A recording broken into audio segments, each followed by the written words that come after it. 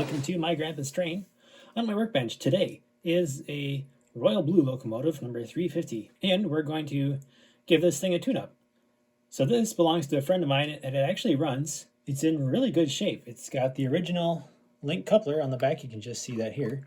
The paints, well, it's got the typical scratches for an old locomotive, but the paint on the tender actually is a little bit shiny, so it's not super worn out. This is the later variation of the Royal Blue with the cast-in handrails right here. Actually, it kind of looks to me like somebody's done some touch-up paint already on this. Here and there, you can see a different shade of paint in some places.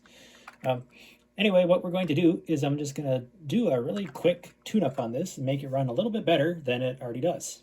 We're going to just make sure the motor is in good shape, and make sure the gears have plenty of grease, and then make sure the commutator or the reverse unit is all polished and operating smoothly.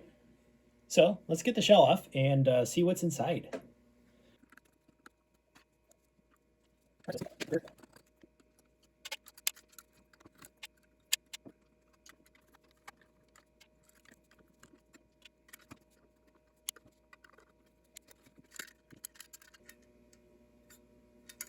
Well, the shell needs to be cleaned. It's very, very dusty.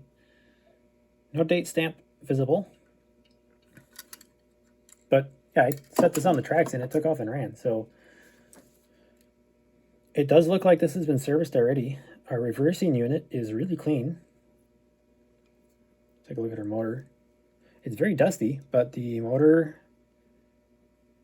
and commutator looks good. So let me get this apart a little further. And well, I took it apart a little bit further. I decided to take the electrics all the way off, got the reverser removed, and the fuel coil taken off. And I did notice there's a huge wad of grease down here.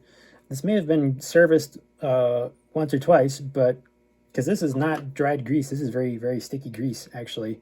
Yeah, it's very dirty, but it's not worn out, actually, which is really nice. Like, this thing, this chassis is in good shape. So this engine has not a lot of runtime on it, I don't think.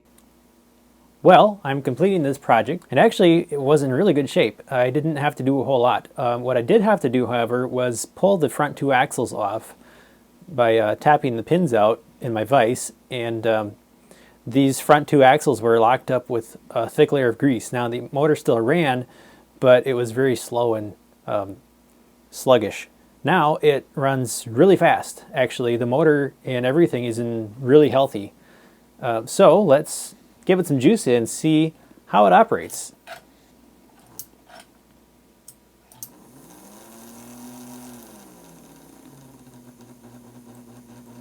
So low speed operation is excellent. That's as low as my throttle goes.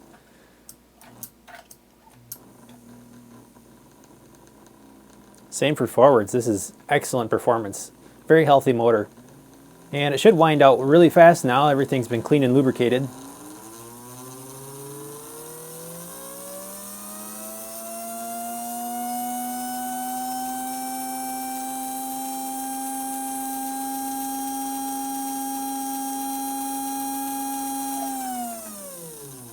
Yeah, it sounds like it wants to take off. So this is one of the nicest motor chassis I've ever worked on for American Flyer.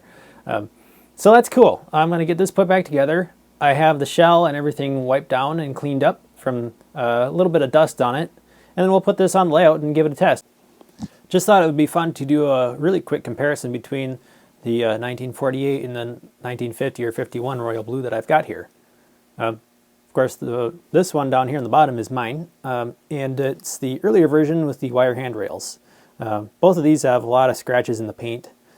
This one has the Royal Blue in serif font, and the words are spread out quite a bit. And the same for the 350. The later, or at least this version of the Royal Blue, has the really thick block lettering.